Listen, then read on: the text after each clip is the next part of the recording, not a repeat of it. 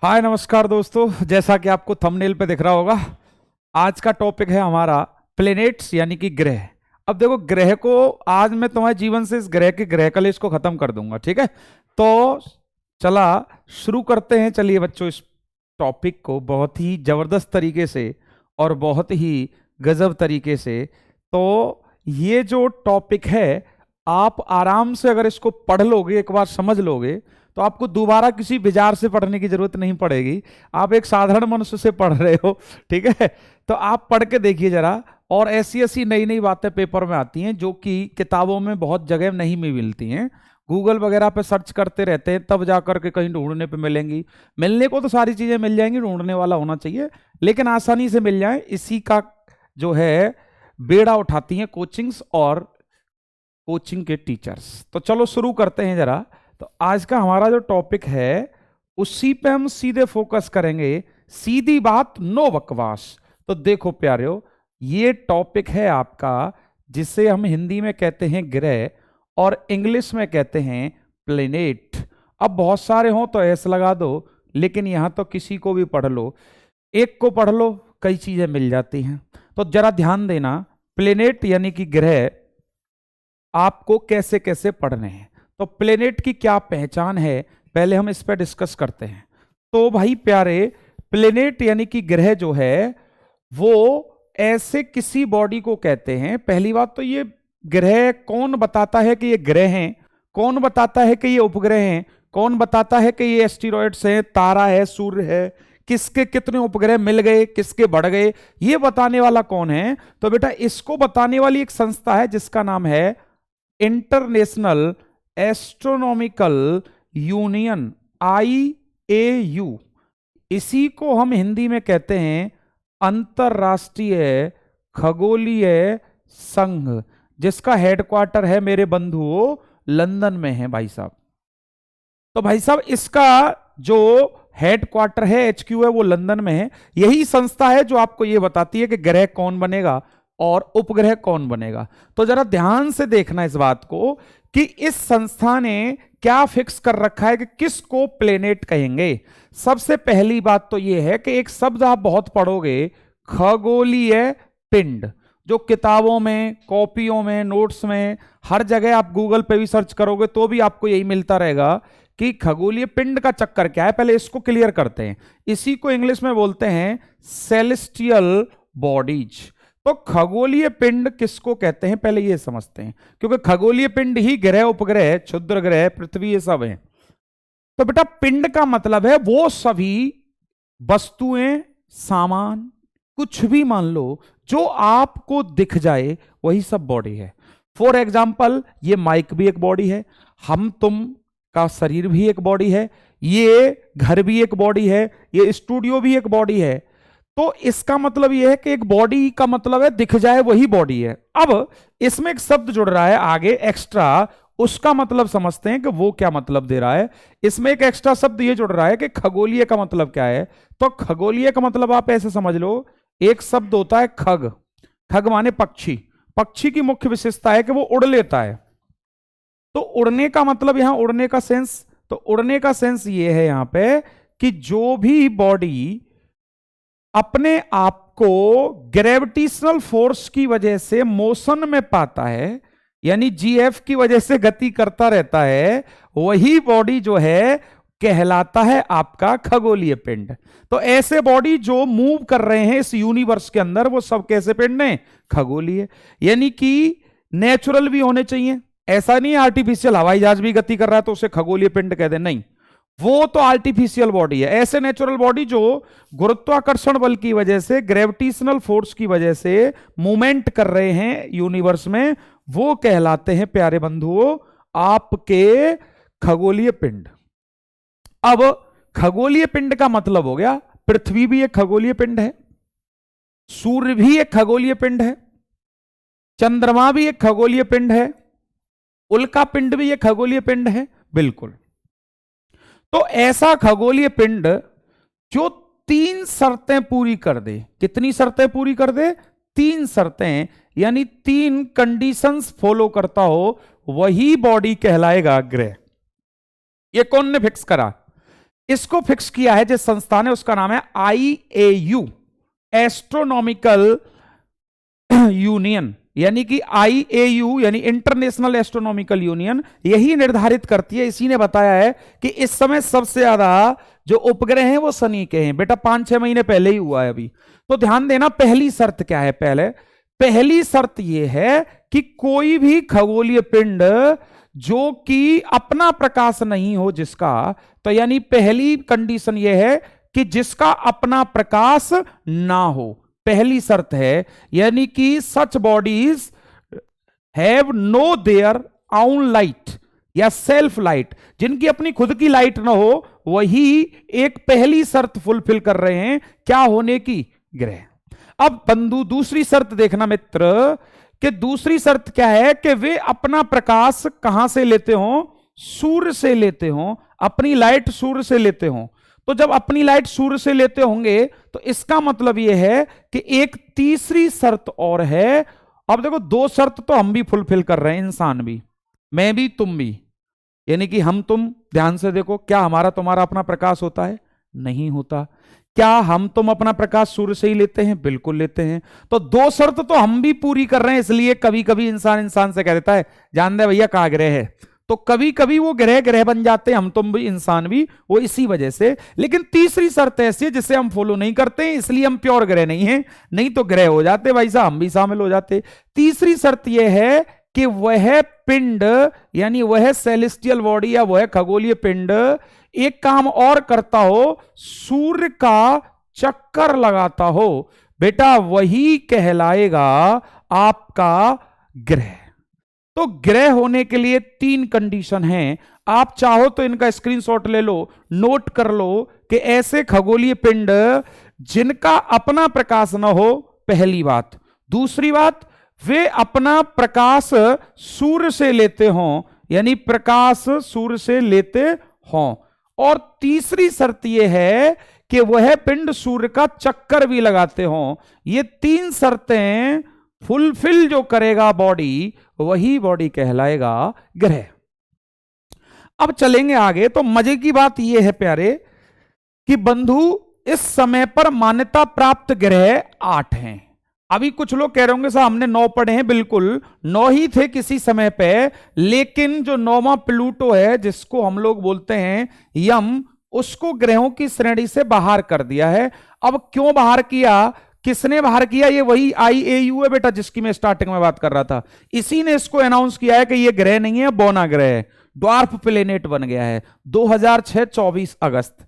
तो इसके बारे में भी हम पढ़ेंगे। पहले जो 8 बचे हुए हैं उनको पढ़ते हैं। तो जरा एक बार में ध्यान लगाना, पूरा फोकस व्हाइट बोर्ड पे करना या स्मार्ट बोर्ड पे करना, तो आपको समझ आ जाएगा कि आखिरकार ग्रह कैसे पढ़े जाते हैं। तो ध्यान देना प्यारे। सबसे पहले मैं आपके सामने बनाता हूं सन यानी कि सूर्य। तो सूर्य को बिल्कुल रेड कलर में बना देते हैं, चमकता हुआ खतरनाक। तो सूर्य को एक बहुत छोटा सा मान लेते हैं, ये हो गया आपका सूर्य यानी कि सन। अब इसके बाद 8 ग्रह, पहले मैं उनका चित्र बनाता हूं तो आराम से समझना, जो जैसा ग्रह बनेगा उसको हम वैसे ही पढ़ेंगे। तो ध्यान देना, छोटा हो या बड़ा, जैसा है दुनिया में वैसा ही है, बस उसको छोटा करके दिखा रहा हूं मैं, ठीक है। वैसे तो ये एक प्लेनेट एक व्हाइट बोर्ड पे ही नहीं आ सकता, इस स्मार्ट बोर्ड पे ही नहीं आ सकता, लेकिन जो जिससे बड़ा दिख रहा है रियल में वो वैसा ही है। तो आप कॉपी पेन लेके भी बैठ जाओगे तो भी आपको दोबारा किसी से पढ़ने की जरूरत नहीं पड़ेगी, टेंशन नहीं लेना है। तो जरा ध्यान देना, पहला सूर्य के सबसे पास एकदम बिल्कुल छोटा सा कुनकुनिया सा ग्रह है, समझ पा रहे हो? अभी नाम नहीं रखेंगे, अभी पहले समझो जरा। उसके बाद में इससे थोड़ा बड़ा ग्रह है। ये कितने प्लेनेट हो गए बंधु? 2। और कितने हैं टोटल? 8। तो 6 और बचे हुए हैं। तो इसके बाद में अगला ग्रह देखना, बहुत ही गजब का ग्रह है, और मैं उस कलर से भी बना दे रहा हूं। यह है आपका तीसरा प्लेनेट, जिसको हम लोग देख रहे हैं कि सूर्य के बाद तीसरा सबसे बड़ा ग्रह यही दिख रहा है आपको, सूर्य से तीसरा ग्रह, ठीक है। इसके बाद में फिर आता है चौथा ग्रह, और चौथा जो ग्रह है वो इन दोनों से तो छोटा है, इससे बड़ा है। तो मैं थोड़ा सा ऐसे बना देता हूं, ठीक है। तो ये 4 हो गए। क्या आपको चारों प्लेनेट दिख रहे हैं? नीला वाला कम दिख रहा होगा, जो पृथ्वी है, आप समझ गए होंगे कि नीला पृथ्वी है। इसके बाद में फिर आता है आपका सबसे बड़ा ग्रह, जिसको मैं यहां बना देता हूं। ये बन गया आपका 5वां ग्रह इधर से, और 6वां है आपका ये रहा, ये 6th प्लेनेट है। इसके बाद में 7th प्लेनेट आता है आपका, और उसको मैं इससे बना देता हूं ग्रीन ग्रीन ग्रीन सा, ग्रे सा। तो ये इसके बाद में फिर ये भी ऐसा ही बना देता हूं, लेकिन इसमें थोड़ा थोड़ा ब्लू भी दिखेगा। तो इसमें दोनों कलर दिखते हैं। यही एक बार बहुत परेशान कर गया है बच्चों को कि ये प्लेनेट भी नीला और हरा दोनों रंगों में दिखता है, जिसका नाम नेपच्यून है। तो जरा गिनना एक बार, कितने छल्ले बन गए, कितने गोले बन गए ये। तो गिनो जरा, 1 2 3 4 5 6 7 8। यही 8 बेटा ग्रह हैं। इन 8 ग्रहों का नामकरण करने का नाम जब आता है, तो सबसे पहले बात आई कि इनका नामकरण जब किया गया तो हमारे देवताओं के नाम पे करते, अगर हमारे वैज्ञानिक होते तो। बेटा इनकी खोज ज्यादातर यूनानी वैज्ञानिकों ने की है, इसलिए उन्होंने ही इनके नामों पर अपने देवताओं के नामों पर इनके नाम रखे हैं। तो जैसे शुरुआत करते हैं नाम रखने की, जरा ध्यान देना एक बार। तो बेटा सबसे पहले ये जो ग्रह है, जो सबसे नजदीक है किसके? सूर्य के, इसका नाम उन्होंने रखा था MERCURY, मरकरी। लेकिन हमारे हिंदी वालों ने कहा नहीं जी, हमारी नजर में तो ये बुध है। तो ये ग्रह हो गया आपका बुध। लेकिन बेटा इस बुध को बुध की जगह पे कई बार देवनागरी लिपि में लिख देता है, यानी कि इसको कभी कभी वो ऐसे लिख देगा मरकरी। तो आपको हिंदी वाले जो हैं उन्हें ये नाम और ये नाम, 2 नाम ध्यान रखने होंगे। इंग्लिश वालों के लिए तो वो ही गया। ये जो 2 नाम ध्यान रखने, इसी से आपका जो है पार पड़ेगी, इसी से आप आगे चल के जीत पाओगे, वरना हार जाओगे, क्योंकि बुद्ध तो रट के ले जाओगे। उसने लिख दिया ऐसे करके मरकरी, तो फिर वहां जाके परेशान करोगे, अपने आप को परेशान पाओगे, मास्टर को गाली दोगे कि भाई साहब कितनों पढ़ाए, फंसो ना है। तो जीएस फंसती नहीं है। तो बेटा ना फंसने की वजह यही रहती है। तो देखो सूर्य के सबसे पास ग्रह कौन सा है? बुध, या जिसका दूसरा नाम है मरकरी।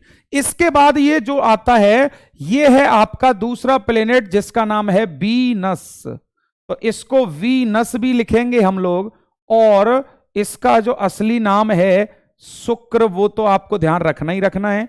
ये तो नॉर्मल सबको ध्यान रहती है, अर्थ है। हिंदी में इसका नाम पृथ्वी है। उसके बाद ये है बेटा MARS, यानी मार्स, और इसी का नाम है मंगल, जिस पे मंगलयान भेजा था। तो ये आपके हो गए कितने ग्रह? 4। सबसे नजदीक बुध, फिर शुक्र, फिर पृथ्वी, फिर मंगल।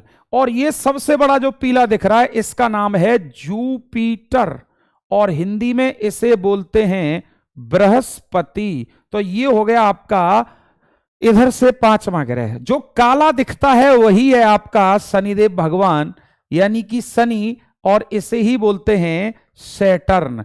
फिर ये है आपका यूरेनस, यूरेनस को हम लोग बोलते हैं अरुण। और ये है आपका नेपच्यून, यही लिख के सबसे ज्यादा बार आता है नेपच्यून, और हिंदी में बोलते हैं इसको वरुण। तो अरुण और वरुण तो जुड़वा भाई से लगते हैं। ये आपके हो गए 8 प्लेनेट, यानी कि 8 ग्रह, जिनमें आपको जितने सवाल पूछे जाएंगे चित्र देखते ही आप आंसर करोगे।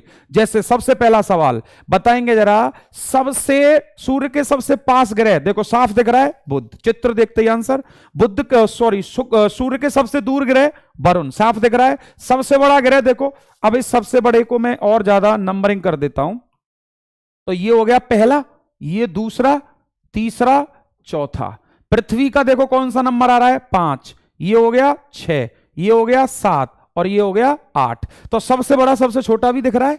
दूर कौन है, पास कौन है, साफ दिख रहा है। पृथ्वी के 2 पड़ोसी ग्रह देखो कौन कौन से हैं, वीनस और मार्स। इनमें भी ज्यादा नजदीक कौन है? वीनस। तो इस टाइप से आप देख रहे होंगे कि हमने पृथ्वी के साथ साथ 8 ग्रहों का चित्र देख लिया और बहुत इत्मीनान से हम लोग समझ गए, ऐसा समझ गए कि इससे रिलेटेड सवाल आपके गलत नहीं होंगे। अब देखो चित्र नहीं बनेगा तो सवाल कैसे गलत हो सकता है। अगर पेपर में पूछा गया कि बताओ बेटा 4 बड़े ग्रहों में सबसे छोटा कौन सा है, तो 4 बड़े कौन से हैं, ये बिना चित्र के पॉसिबल नहीं है। तो बेटा देखना 4 बड़े वाले कौन से हैं, यही हैं चारों बड़े। अब इन 4 बड़े में सबसे छोटा ग्रह कौन सा है, तो सबसे छोटा इनमें कौन है, नेपच्यून यानी कि वरुण। अब देखो यहां से रिलेटेड, इस चित्र से रिलेटेड और कितनी चीजें सीख सकते हो आप, जरा ध्यान देना। ये ऐसा है जैसे कि ये 4 ग्रह एक साइड में अलग दिखते हैं और वो 4 बड़े अलग दिखते हैं। तो ऐसा लगता है जैसे एक बड़ा बॉडी तो सूर्य है और एक बड़ा बॉडी है जुपिटर, इन दोनों के बीच में ये 4 ग्रह फंस रहे हैं। तो इन्हीं 4 को अंदर होने की वजह से कह दिया जाता है आंतरिक ग्रह। क्या कह दिया जाता है, आंतरिक ग्रह। इंग्लिश में बोलते हैं मेरे बच्चाओं इंटीरियर प्लेनेट्स। तो 4 ग्रह हो गए आंतरिक ग्रह, इंटीरियर प्लेनेट्स। जब ये 4 आंतरिक हो गए तो फिर ये 4 कैसे बच गए, तो ये चारों ग्रह हो गए मेरे बंधुओं वाह्य ग्रह। कैसे ग्रह हो गए, वाह्य यानी कि एक्सटीरियर प्लेनेट्स। तो 4 ग्रह इंटीरियर और 4 ग्रह एक्सटीरियर। तो यही 4 ऐसे ही पूछे जाएंगे आपसे ऑप्शन देख करके। उसके बाद में एक और बात समझना इसी से रिलेटेड, बिल्कुल सेम, जो 4 ग्रह आंतरिक हैं यही 4 ठोस अवस्था में आ गए हैं, इसलिए इन चारों को ही कहते हैं ठोस ग्रह यानी कि सॉलिड प्लेनेट्स। और ये 4 अभी भी गैसीय अवस्था में है, इसलिए इनको कहा जाता है गैसीय ग्रह या गैसियस प्लेनेट्स। तो ये चारों के चारों जो हैं वो इस टाइप से भी जाने जाते हैं। इन्हीं 4 जो गैसियस हैं इन्हीं को कहा जाता है बृहस्पति प्रकार के ग्रह या जुपिटर टाइप प्लेनेट। तो जुपिटर टाइप प्लेनेट भी ये कितने हो गए, 4 हो गए। उसके बाद अर्थ टाइप प्लेनेट ये 4 हो गए, क्योंकि जिनमें अर्थ मुखिया है इनमें जुपिटर मुखिया है। तो इस टाइप से आप जब पढ़ोगे तो बेटा सवाल गलत नहीं होंगे। अब देखना जरा, इससे अगली क्लास में मैं आपको इनकी डिटेल बताऊंगा कि इनमें से कौन सा ऐसा ग्रह है जिसको सुंदरता का देवता कहते हैं, कौन सा ग्रह है जिसे देवी कहते हैं, कौन सा ग्रह है जिसको व्यापार का देवता कहते हैं, कौन सा ग्रह है जिसको युद्ध का देवता भी कहते हैं। तो इस टाइप के क्वेश्चंस भी आजकल पेपर में आने लगे हैं। तो इसके लिए आप बने रहिए, हमारे साथ जुड़े रहिए, प्रगति टीम के साथ जुड़े रहिए।